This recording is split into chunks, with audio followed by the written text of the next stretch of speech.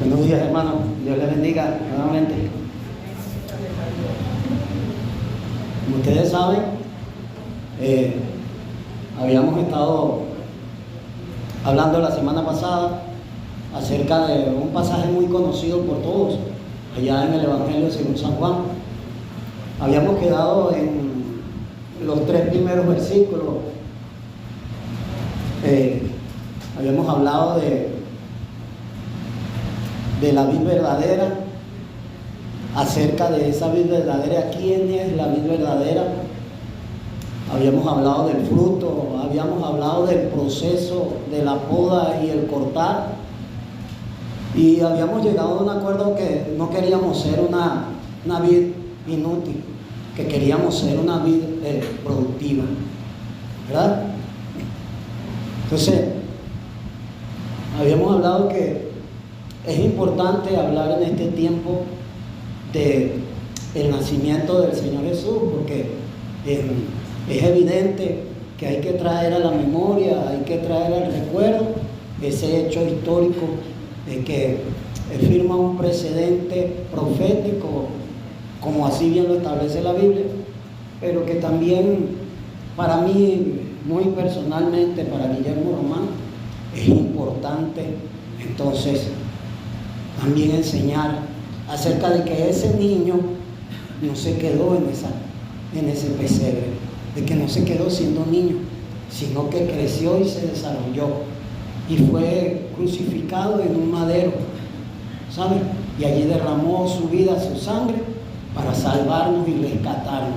Para mí es una imperiosa necesidad, es de importancia relevante que nosotros estemos prestos a que ese niño que nació en Belén, en ese pesebre, que no tan solamente es el pesebre, sino que ese pesebre está rodeado de una corona de espinas, esa que le colocaron al Señor en su sien, ¿sabe?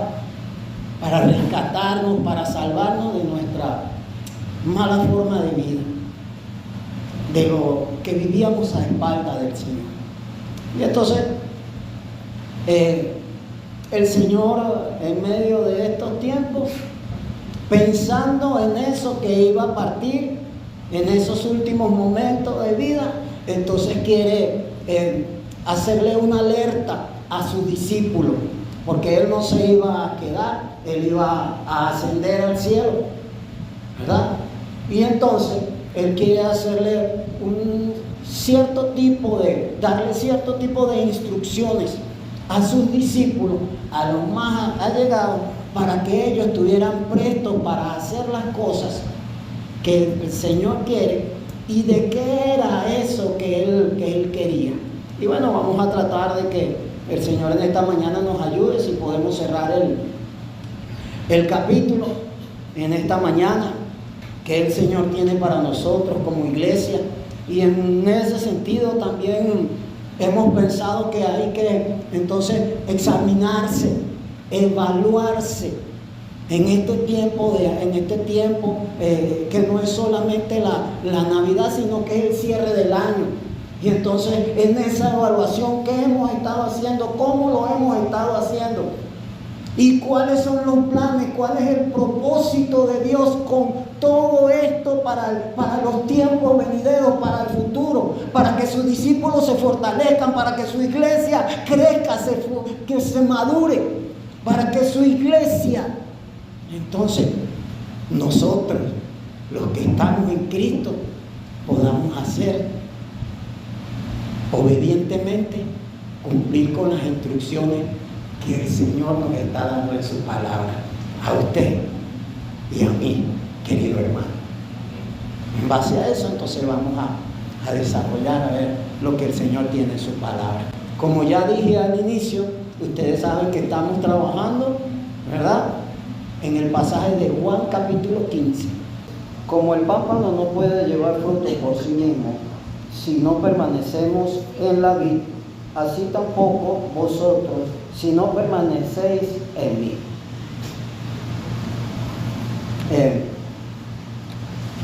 La palabra permanecer viene de una palabra en el griego que se pronuncia meno.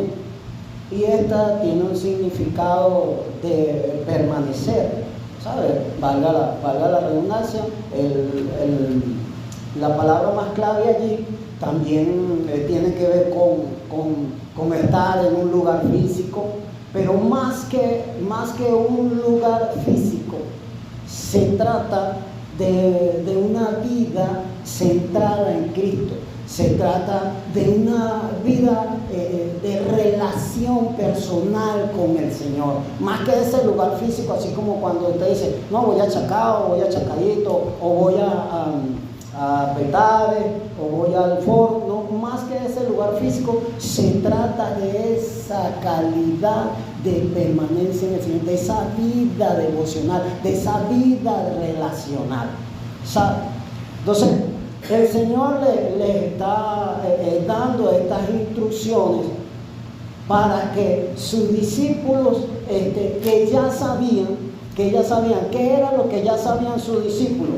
Los discípulos sabían que el Señor se había aplicado esa metáfora, ese ejemplo gráfico acerca de la vid verdadera, ¿sabe? ¿Y por qué? Porque en la antigüedad los profetas habían estado hablando, diciendo acerca de que el Señor, su pueblo Israel, era esa vid, esa viña.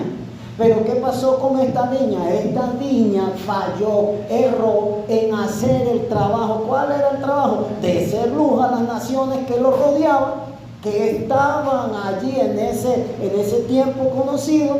¿Y qué pasa? En ese fallo de ser luz, se quedaron con esas naciones en las prácticas que ellas hacían, como la idolatría y como la inmoralidad. Entonces, ¿qué pasa? El Señor, tomando en cuenta esto, le está diciendo a sus discípulos que verdaderamente ahora Él va a hacer esa luz, ¿sabe? Que ahora Él va a hacer ese pan, que ya no es el pueblo de Israel, sino que ese ejemplo se lo aplica principalmente a Él. Y entonces usted lo puede ver en Hechos, en Juan 8:12, donde el Señor se aplica que Él es la luz, y en Juan capítulo 1, verso 9. Y aquella luz verdadera, fíjense cómo dice, y aquella luz verdadera que alumbraba a todo hombre, venía a este mundo. Cristo les está diciendo que Él lo es todo, que Él es la plenitud, que fuera de Él todo lo demás pierde sentido, que Él es la esencia misma, Él es lo completo de la palabra, ¿saben? De la parte revelada de Dios hacia nosotros. Y aquí se cae por tierra eso de algunas doctrinas que aplican, no, que Dios me reveló. Pues déjeme decirle, hermano, que en Cristo la iluminación, la revelación, toda está aquí, desde Génesis hasta Apocalipsis. No hay más revelación. La revelación se cerró con Apocalipsis, con Cristo ascendiendo al cielo y la promesa de que volvería. Esa es la revelación última. No hay más. Entonces, Él se está aplicando eso hacia sus vidas. Él les está diciendo que Él es el pan de vida que descendió del cielo y que Él puede satisfacer todas esas necesidades. Pueden haber otras luces, ¿saben? Como la estrella de Belén que guió a los magos para guiar a los magos allí hasta donde estaba el Señor en el pesebre. Pueden haber otro tipo de alimentos como el maná en el desierto que comió el pueblo cuando lo venía atravesando. Pero Cristo, solamente en Cristo es que verdaderamente el hombre puede sentir la plenitud, la satisfacción de todos sus anhelos, sus deseos, de todas sus necesidades. Solamente en Cristo. Eso es lo que le está diciendo el Señor aquí a ellos. Miren, mis discípulos, no busquen más nada. Yo los voy a satisfacer, pero necesito que ustedes entiendan estas instrucciones que les estoy dando. permanecer en mí.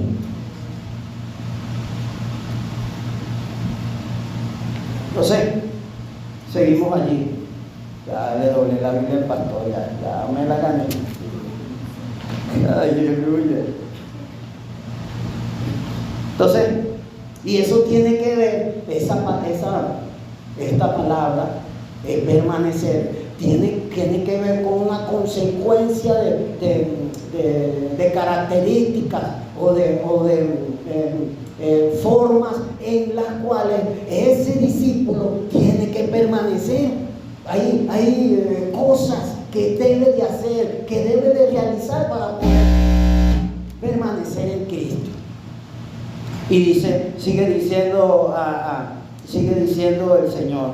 Y dice: yo soy la vid y vosotros los pámpanos, el que permanece en mí y yo en él, este lleva mucho fruto, porque separado de mí nada podéis hacer. Un detalle importante así de estas cosas de la palabra de Dios, que tiene que ver eso con la palabra, con esa palabra fruto, ¿saben? Que creo que no lo comentamos la semana pasada, pero sí es importante que haya una escalada de crecimiento en eso del fruto. En el verso 2 usted ve que dice, lleva fruto, más fruto, y aquí en el 5 dice, mucho, vamos a leerlo, ¿sí? Dice, lleva mucho fruto. Y en el 2 dice, después de la punto y coma, y todo aquel que lleva fruto, lleva fruto, y lo limpiará para que lleve más fruto. Y aquí en el 5 dice mucho fruto. Entonces no es algo así como que ya estoy haciendo esto y ya, no, sino que va en un nivel, lleva fruto, más fruto, mucho fruto. Y habíamos quedado entendido de que ese llevar fruto, de que ese fruto, entonces en ese proceso que va caminando ese creyente diariamente, haciendo las cosas que su Señor le instruye, obedeciendo, orientándose en la palabra de Dios para hacer la voluntad del Señor que está establecida aquí en su palabra. Este es el manual de vida que el Señor nos ha dejado a nosotros en este tiempo, para que nos guiemos, para que nos orientemos, para que veamos hacia dónde es que debemos guiarnos. Como dice en Hebreos capítulo 12, puéstolo sobre Jesús, el autor y consumador de la fe. No hay otro. No hay más, querido hermano. Y entonces estamos entendidos de que para llevar ese fruto, entonces hay el proceso de ¿qué? De la poda. Amén. Y estamos entendidos que mientras más fruto, más poda. ¿Y qué pasa con eso? El proceso que duele, pero un secreto, querido hermano. Mientras más usted permanezca en el Señor, más pegado a Cristo, mientras más relación personal, mientras más de los secretos, más lectura de la palabra, más oración, menos proceso doloroso. Mientras más lejos de Cristo, más proceso doloroso. Y entonces, el que en mí no permanece, este será echado fuera como pámpano y se secará, y lo echarán en el fuego y arde. Bueno, ¿qué pasa? Usted tiene libertad de hacer conforme a lo que usted quiere, porque para eso el Señor nos dio el libre albedrío. Usted puede decidir lo que mejor le parezca, pero hay un detalle aquí, querido hermano. ¿Qué pasa cuando la obediencia se vuelve selectiva? Detalle ahí, la obediencia selectiva. No, es que hoy sí voy al culto.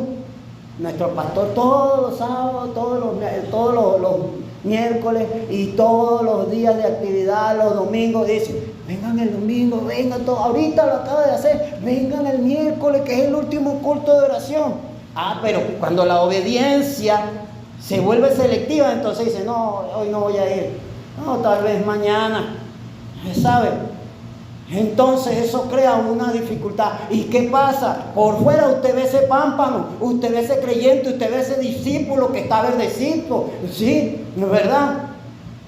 Y va a la iglesia y canta y adora y predica y todas estas cosas, pero por dentro, ¿sabe, querido hermano? ¿Qué está sucediendo con ese querido hermanito? Se va secando. Y por eso es que lo sacan afuera y lo echan al fuego. ¿Por qué lo echan al fuego? Porque no está dando fruto. ¿Frutos de qué? De obediencia. Porque aquí principalmente se está hablando de ese tipo de fruto. Para que obedezcan las instrucciones. Eso lo vamos a ver un poco más adelante. Sigo allí, querido hermano. Que Dios me ayude. Seguimos aquí. Y entonces dice: si permanecéis en mí y en mis palabras, y mis palabras permanecen en vosotros, pedid lo que queráis y os será hecho. Bueno, hay una evidencia, hay una característica de esas personas que entonces permanecen en Cristo. Hay una respuesta eficaz de la oración de ese discípulo, de ese creyente, de esa persona que está en Cristo, que está viviendo en Cristo, que camina como Cristo, que piensa como Cristo, que habla como Cristo, que gesticula como Cristo. ¿Sabe? Entonces, ¿qué pasa cuando ese hombre está pegado allí a Cristo? Como decía un amigo mío, pegadito allá a la baranda, pegadito a Cristo, ¿sabe? ¿Sabe qué pasa? Dios, mire, inclina su oído, como decía el salmista. Señor, inclina tu oído a mí y escucha mi oración. ¿Y qué pasa? Dios le responde porque este siervo está siendo obediente. Y entonces Dios, para que ese siervo sepa, para que ese para que ese discípulo sepa, para que ese creyente sepa, para que ese hermano sepa, para que esa persona que está tratando de agradarle, de cumplir con las cosas que están establecidas de acuerdo a su voluntad, entonces Dios le responde en la oración. Por eso es que usted ve que algunos hermanitos oran y el Señor automáticamente le responde. Pero eso, querido hermano, eso no se consigue en lo que la gente ve. Estamos entendidos que habíamos hablado que eso, ¿dónde es que se construye eso? ¿A dónde se construye eso? En la permanencia. En la permanencia, pero ¿dónde? ¿Dónde está esa relación? ¿A dónde? En la oración. ¿Y dónde más? En la lectura de la palabra. ¿Sabe? Porque ese creyente se fortalece y entiende el plan de Dios para con su vida, la voluntad de Dios, que dice Romanos que es buena, agradable y perfecta. No hay nada, todo lo mejor, todo el bienestar, todo lo mejor parecido que Dios tiene allá en el cielo, de provisión, de cuidado, de paz, de tranquilidad, de armonía, de crecimiento, de desarrollo, todo eso que Dios tiene en su soberana voluntad para aquellos que la cumplen, Dios le va a dar a ese servidor, a ese siervo, porque lo está construyendo ahí a las puertas cerradas, donde no se ve, ¿sabe? Donde el creyente es realmente auténtico, no puede venir con ningún tipo de apariencia, porque su Señor le conoce, saben lo que yerra, saben lo que es débil, saben lo que es fuerte, no puede engañar al Señor. Entonces, pero la pregunta sería, ¿cómo estamos? ¿Cómo estamos allí en lo privado? ¿Saben? ¿O será que estamos haciendo así como Daniel? Que estamos orando 3 veces al día. ¿Saben? ¿O será que estamos haciendo como el Señor? Que sacamos la palabra de nuestro corazón cuando viene el enemigo y viene desbordado como el río y nos presenta cualquier cosa, como cuando el Señor estaba allí en la prueba en el desierto y el enemigo, bueno, dile a esa piedra que se conviertan en pan. Y le dijo el Señor, ¿y a dónde sacó la palabra? No tenía la Biblia ahí, como nosotros. ¿Sabe? ¿De dónde la sacó? ¿De dónde? De aquí, de su mente. ¿Ah? No solo, perdón, así no. Porque escrito está, no solo de pan vivirá el hombre, sino de toda palabra que sale de la boca del Señor. De eso está hablando. El Señor está hablando aquí que esa permanencia, ese fruto, no son el que usted venga, ¿sabe? Y gane alma, aunque es una consecuencia, porque lo que está hablando aquí del fruto es que el fruto es la consecuencia de la salvación. Y ese fruto es el fruto que está hablando Pablo en Gálatas 5, versículos 22 y 23, que dice que y los frutos del Espíritu es amor, paz, templanza, dominio propio y todas estas características del fruto del Espíritu. Entonces, ¿de qué está hablando el Señor aquí acerca de ese fruto? Del carácter de la vida del creyente. Y de eso ya hemos hablado bastante cuando hablamos del sermón del monte, de las características de esos ciudadanos del reino de los cielos, que han venido delante del Señor, como dice en el versículo 3, y han reconocido que su pobreza, que no poseen nada con que puedan comprar la bendición, el don de Dios, con nada lo pueden comprar o con nada lo pueden adquirir, porque solamente está en la voluntad del Señor. Amén. Amén. Entonces, eso es lo que está diciendo aquí el Señor en su palabra, querido hermano. ¿Sabe? Y dice, entonces, ahí en el 7 dice, entonces, este creyente obtiene una respuesta eficaz a su oración porque permanece en Cristo. Con este tipo de características, con este tipo de actitud, con este tipo de comportamiento, con este estilo de vida diferente. Sabe que no se deja comprar, que no se deja influenciar, que no se deja seducir por todas las cosas que este mundo ofrece. Siempre me recuerdo, yo no sé, había una propaganda de un producto alcohólico en la televisión, y era un muchacho que se llamaba César Augusto. Yo no sé si alguno de ustedes se recuerda. Era la propaganda de las empresas Polar. Y entonces cada vez que el muchacho estaba en una actividad, salía, entonces usted siempre el muchacho lo veía en situación de desorden. Estaba en una discoteca, estaba haciendo cosas, esto. Y el muchacho, el papá le decía: César Augusto, dime papá, ¿qué pasó con la tarjeta? En uno de los casos que me recuerdo, la tarjeta de débito. ¿Qué pasó? Porque como que se había gastado toda la plata. Y entonces cuando el papá le hace esta pregunta, sale la imaginación del muchacho que estaba ahí en la discoteca bailando. Y entonces le da como respuesta al Señor: oye papá, ¿será que me la clonaron? Sí, pero era que él ya se había gastado el dinero allá en la discoteca. ¿Sabe? El diablo es experto en seducir, querido hermano, porque es mentiroso desde el principio.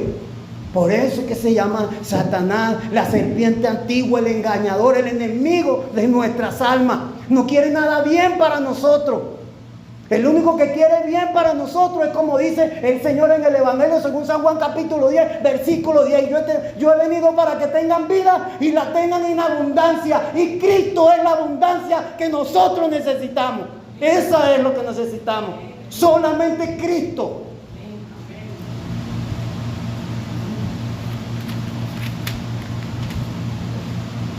Entonces,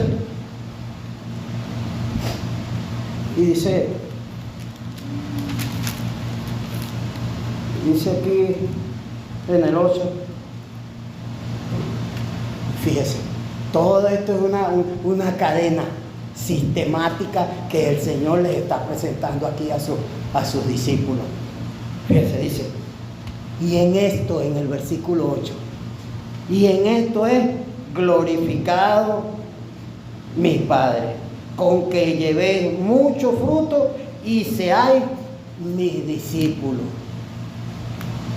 Sigue trayendo a relación todas estas características. Entonces, Este discípulo es un discípulo que ora, que tiene una respuesta eficaz, es un discípulo que está permaneciendo en el Señor, que ha entendido que para hacer el trabajo a lo cual el Señor lo está llamando, porque ¿qué pasa? El Señor le estaba comentando todas estas cosas porque estaban en el último trayecto de la vida, lo iban a crucificar y él se iba.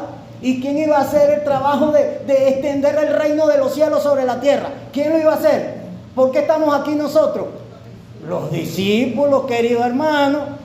Los discípulos. Y entonces el Señor necesitaba que esos discípulos tuvieran esas características, tuvieran ese carácter formado para la expansión del reino de los cielos sobre la tierra. Por eso es que usted y yo estamos aquí. ¿Y todo para qué? Para gloria del Padre. Fíjese bien. La obediencia, la sumisión, la sujeción, la disciplina de Cristo al Padre, y es lo que les está diciendo a sus discípulos. Pero en este tiempo sabemos que no queremos obedecer, ¿sabe? Hay gente que no se quiere sujetar. Hay gente que no se quiere disciplinar. Hay gente que quiere actuar y vivir como les place.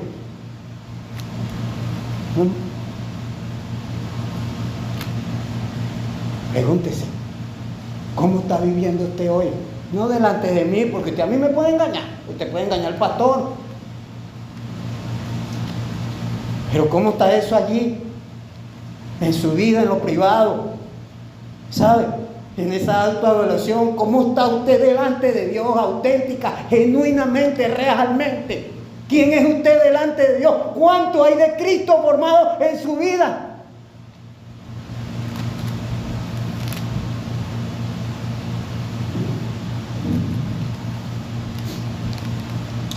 Yo no lo he alcanzado, digo como Pablo, ¿sabe? No lo he alcanzado. Pero una cosa sí hago. Pongo los ojos en Cristo y le pido que me ayude, porque yo quiero ser, aunque me duela, uno de esos pámpanos que lleve fruto, más fruto y mucho fruto. No porque quiera impresionar a nadie, ¿sabe? Sino porque yo entendí que sin Cristo en mi vida soy un total desastre. No sirvo para nada. ¿Para qué sirve Guillermo Román sin Cristo? Para nada. Para nada, para nada y para nada.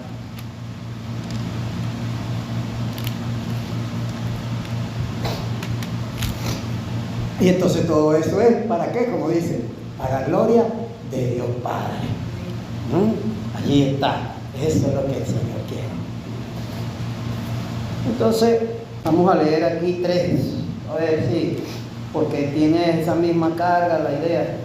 Vamos a leer del 9 hasta el 11. Dice así: como el Padre me ha amado, así también yo os he amado. Permanecer en mi amor. 1. Si guardáis mis mandamientos y permanecéis en mi amor, así como yo he guardado los mandamientos de mi Padre, permanecer en mi amor. Estas cosas os he hablado para que mi gozo esté en vosotros y vuestro gozo sea cumplido. Miren, vea la clase de amor. Vamos a empezar por la aplicación de lo que es esto, de lo que el Señor está diciendo aquí. Yo no sé cuántos aquí son ese tipo de creyentes, son ese tipo de discípulos, son ese tipo de pámpanos que da fruto y que otras personas pueden venir a ellos a pedirle apoyo, ¿sabe? En una situación compleja, en una situación de problema, a pedirle consuelo, ¿sabe? A pedirle una ayuda.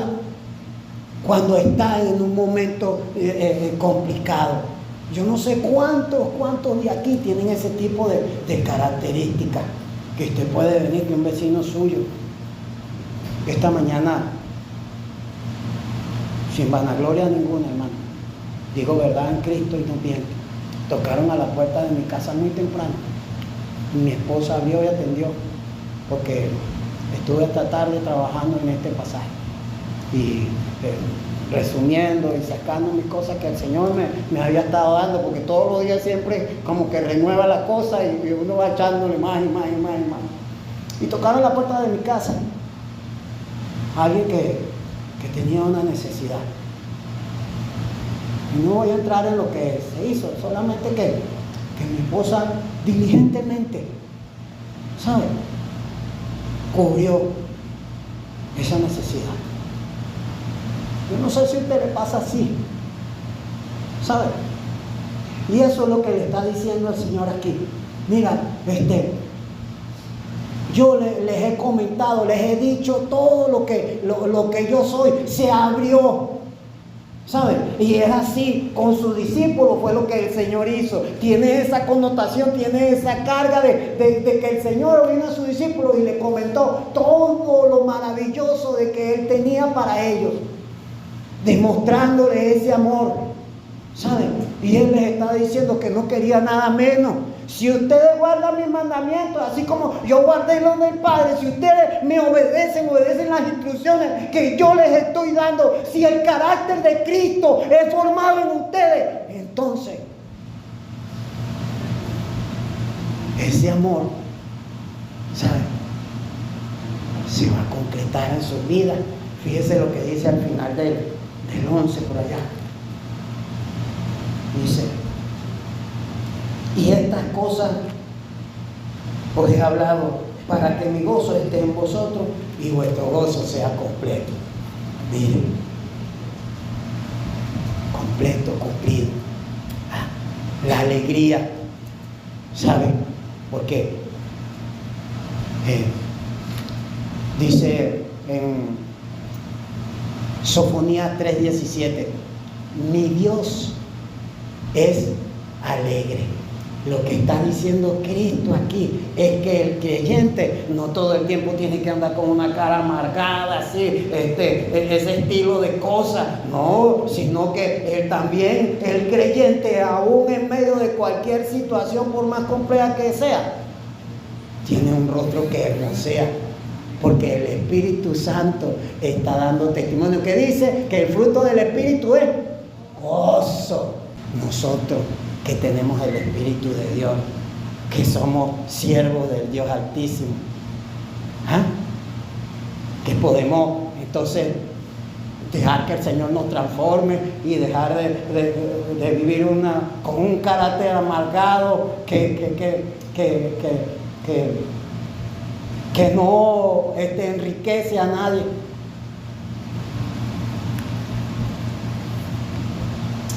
Sí. Sigue por allá en el 12. Sí. Sigue hablando de que este es mi mandamiento, que os améis unos a otros como yo os he amado. Nadie tiene mayor amor que que uno ponga su vida por sus amigos. Como yo os he amado, y que uno ponga su vida por sus amigos. Ya no os llamaré siervo, porque el siervo no sabe lo que hace su Señor, pero os he llamado amigo, porque todas las cosas que oí de mi Padre se las he dado a conocer. ¿Saben? El Señor verdaderamente fue nuestro amigo y sigue siendo nuestro amigo. ¿Usted sabe por qué? Porque es un amigo que se entregó, ¿sabes? Entregó su vida por nosotros, que no éramos dignos, ¿sabes? En ese sentido se entregó, y no nos está diciendo que nosotros muramos por Él. Sino que fíjese en lo que dice.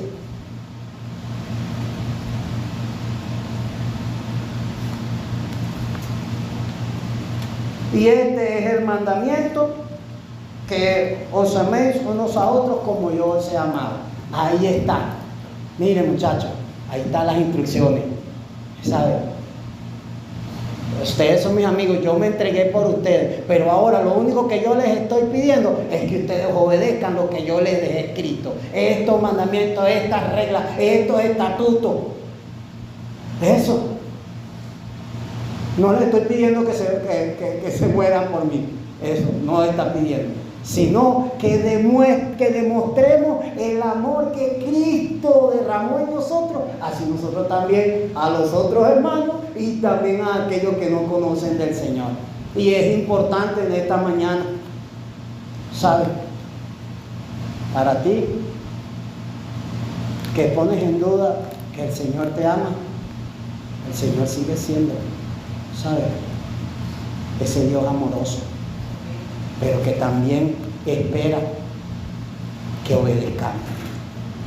Él no ha dejado de amarnos, pero aquí está la instrucción. Voy a repetirlo, por si acaso hay alguna duda.